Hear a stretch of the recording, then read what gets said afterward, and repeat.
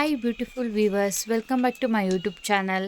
ಎಲ್ಲರೂ ಹೇಗಿದ್ದೀರಾ? ನೀವೆಲ್ಲ ತುಂಬ ಚೆನ್ನಾಗಿದ್ದೀರಾ ಅನ್ಕೊತ. ಯಾರೆಲ್ಲ ನನ್ನ ಚಾನಲ್ನ ಸಬ್ಸ್ಕ್ರೈಬ್ ಮಾಡದಿರೇ ನೋಡ್ತಾ ಇದ್ದೀರಾ, ಪ್ಲೀಸ್ ಸಬ್ಸ್ಕ್ರೈಬ್ ಮಾಡಿ. ಹಾಗೆ ಈ ವಿಡಿಯೋ ಇಷ್ಟ ಆದರೆ ಪ್ಲೀಸ್ ಒಂದು ಲೈಕ್ನ ಮರಿಬೇಡಿ.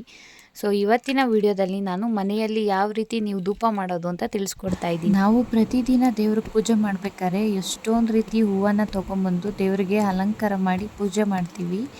ಆ ಹೂವನ್ನು ನಾವು ಸುಮ್ಮನೆ ವೇಸ್ಟಾಗಿ ಬಿಸಾಕೋಕ್ಕಿಂತ ಅದೇ ಹೂವನ್ನು ನಾವು ಚೆನ್ನಾಗಿ ಒಣಗಿಸಿ ಅದರಿಂದ ಮನೆಯಲ್ಲಿಯೇ ನೀವು ಧೂಪ ಮಾಡಿದರೆ, ದೇವರಿಗೆ ನೀವು ಧೂಪ ಅಂಟಿಸ್ಬೇಕಾದ್ರೆ ಒಂದು ಖುಷಿ ಇರುತ್ತೆ.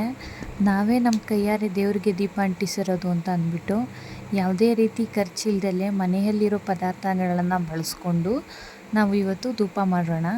ಮೊದಲಿಗೆ ನೀವು ಹೂವನ್ನು ಚೆನ್ನಾಗಿ ಬಿಸಿಲಿಗೆ ಒಣಗಿಸಿ ಅದು ಚೆನ್ನಾಗಿ ಡ್ರೈ ಆಗಬೇಕು. ನೀವು ನೋಡ್ತಿರ್ಬೋದು, ಕೈಯಲ್ಲಿ ಪ್ರೆಸ್ ಮಾಡಿದ್ರೆ ಅದು ಪುಡಿ ಪುಡಿ ಆಗಬೇಕು, ಅಷ್ಟು ಡ್ರೈ ಆಗಬೇಕು. ಜೊತೆಗೆ ನಾನು ಸ್ವಲ್ಪ ತೆಂಗಿನ ನಾರನ್ನ ತೊಗೊಂಡಿದ್ದೀನಿ.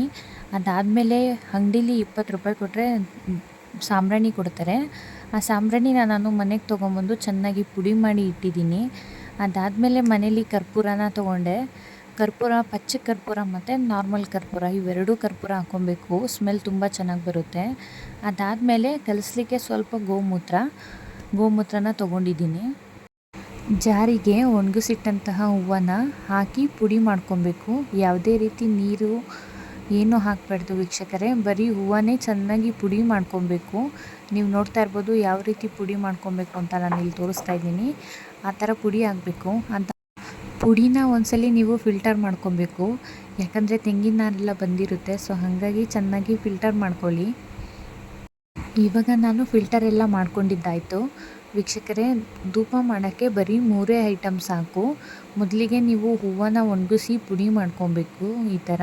ಅದಾದಮೇಲೆ 2 ಸ್ಪೂನ್ ಆಗೋಷ್ಟು ತುಪ್ಪ ಮತ್ತು ಸ್ವಲ್ಪ ಸಾಂಬ್ರಾಣಿ ಮತ್ತು ಕರ್ಪೂರ. ನಾನು ಸಾಂಬ್ರಾಣಿ ಕರ್ಪೂರ ಎರಡನ್ನೂ ಫಸ್ಟೇ ನುಣ್ಣಗೆ ಮಾಡಿ ಇಟ್ಕೊಂಡಿದ್ದೆ.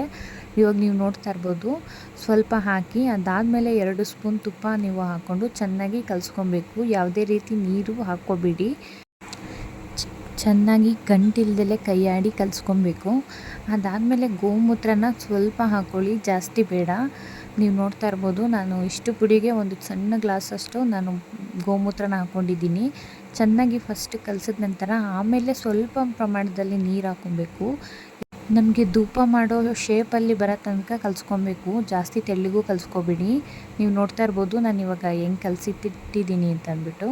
ನೋಡಿ, ಇವಾಗ ನಾವು ಕೈಯಲ್ಲೇ ಸಹ ಮಾಡ್ಬೋದು ಧೂಪನ. ನಿಮಗೆ ಚೆನ್ನಾಗಿ ಶೇಪ್ ಬೇಕು ಅಂದರೆ ನೀವು ಆನ್ಲೈನಲ್ಲಿ ಮೋಲ್ಡ್ ಸಿಗುತ್ತೆ ಧೂಪ ಮಾಡೋದು, ಅದನ್ನು ಸಹ ತಗೊಂಡು ಮಾಡ್ಕೋಬೋದು. ಸೊ ನಾನು ಕೈಯಿಂದನೂ ಮಾಡಿದ್ದೀನಿ, ಸ್ವಲ್ಪ ಪೇಪರ್ನಿಂದನೂ ಮಾಡ್ಕೊಂಡಿದ್ದೀನಿ. ಸೊ ನೀವು ನೋಡ್ತಾ ಇರ್ಬೋದು, ನಾನು ತೋರಿಸ್ತೀನಿ. ಇವಾಗ ಪೇಪರ್ನ ಸ್ವಲ್ಪ ಕಟ್ ಮಾಡಿ ಅದಕ್ಕೆ ನೀವು ತುಪ್ಪನ ಅಪ್ಲೈ ಮಾಡಿ, ಅದಾದಮೇಲೆ ನೀವು ಶೇಪಿಗೆ ಕರೆಕ್ಟಾಗಿ ನೀವು ಮಾಡ್ಕೊಂಡಿರೋಂಥ ಸ್ವಲ್ಪ ಹಿಟ್ಟನ್ನು ತಗೊಂಡು ನೀವು ಅದರೊಳಗೆ ಫುಲ್ಫಿಲ್ ಮಾಡ್ತಾ ಬನ್ನಿ. ನೀವು ನೋಡ್ತಾ ಇರ್ಬೋದು ನಾನು ಯಾವ ರೀತಿ ಫುಲ್ಫಿಲ್ ಮಾಡ್ತಾ ಇದ್ದೀನಿ ಅಂತ ಅಂದ್ಬಿಟ್ಟು. ಸ್ವಲ್ಪ ತುಪ್ಪನ ಡಿಪ್ ಮಾಡಿಕೊಂಡು ನೀವು ಮಾಡಿ, ಯಾವುದೇ ರೀತಿ ಕೈಗೆ ಸಹ ಅಂಟಲ್ಲ, ಚೆನ್ನಾಗಿ ಶೇಪು ಸಹ ಬರುತ್ತೆ. ವೀಕ್ಷಕರೇ, ನೀವು ನೋಡ್ಬೋದು ನಾನು ಇವಾಗ ಓಪನ್ ಮಾಡ್ತಾ ಇದ್ದೀನಿ, ಯಾವ ರೀತಿ ಚೆನ್ನಾಗಿ ಬಂದಿದೆ ಅಂತ ಅಂದ್ಬಿಟ್ಟು. ಇಷ್ಟು ಶೇಪ್ ಬಂದರೆ ಸಾಕು ನಮಗೆ. ಇದೇ ಥರ ನಾನು ಎಲ್ಲ ಧೂಪನೂ ಸಹ ಮಾಡ್ಕೊತಾ ಇದ್ದೀನಿ. ನೀವು ನೋಡ್ತಾ ಇರ್ಬೋದು, ನಾನು ಸ್ಟಾರ್ಟಿಂಗು ಪೇಪರ್ ಸಹಾಯದಿಂದ ಮಾಡಿದೆ. ಅದಾದಮೇಲೆ ಕೈಯಿಂದನೇ ಸಹ ಮಾಡ್ಬೋದು, ಯಾವುದೇ ರೀತಿ ಮೋಲ್ಡ್ ಅವಶ್ಯಕತೆ ಇರಲ್ಲ, ಪೇಪರು ಸಹ ಅವಶ್ಯಕತೆ ಇರಲ್ಲ. ನೀವು ನೋಡ್ಬೋದು ಕೈಯಲ್ಲೇ ತುಂಬ ಚೆನ್ನಾಗಿ ಬರುತ್ತೆ. ಬಟ್ ಆದರೆ ಇದು ಮಿನಿಮಮ್ 4 to 5 ಡೇಸ್ ಆದರೂ ನೀವು ಡ್ರೈ ಮಾಡಬೇಕು. ಯಾಕಂದರೆ ಚೆನ್ನಾಗಿ ಒಣಗಿದಷ್ಟು ಅದು ಹೊಗೆನೂ ಮತ್ತು ಸ್ಮೆಲ್ಲು ಅಷ್ಟೇ ಚೆನ್ನಾಗಿ ಬರುತ್ತೆ. ನೀವು ನೋಡ್ತಾ ಇರ್ಬೋದು ನಾನು ಬಿಸಿಲಲ್ಲಿ ಯಾವ ರೀತಿ ಒಣಗಿಸ್ತಾ ಇದ್ದೀನಿ ಅಂತ ಅಂದ್ಬಿಟ್ಟು. ನೀವು ಸ್ಮೆಲ್ಲಿಗೆ ಇನ್ನೂ ದಾವನ, ಮಲ್ಲಿಗೆ ಹೂವು, ರೋಸ್ ವಾಟರು ಇಂಥದ್ದೆಲ್ಲ ಬೆಳೆಸಿದ್ರೆ ಇನ್ನೂ ಸ್ಮೆಲ್ಲು ತುಂಬ ಚೆನ್ನಾಗಿ ಬರುತ್ತೆ.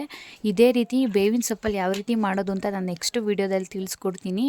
ಈ ವಿಡಿಯೋ ಇಷ್ಟ ಆದರೆ ಪ್ಲೀಸ್ ನನ್ನ ಚಾನಲ್ನ ಸಬ್ಸ್ಕ್ರೈಬ್ ಮಾಡಿ, ಹಾಗೆ ನಿಮ್ಮ ಫ್ಯಾಮಿಲಿ ಮೆಂಬರ್ಸ್ಗೆಲ್ಲ ಶೇರ್ ಮಾಡಿ.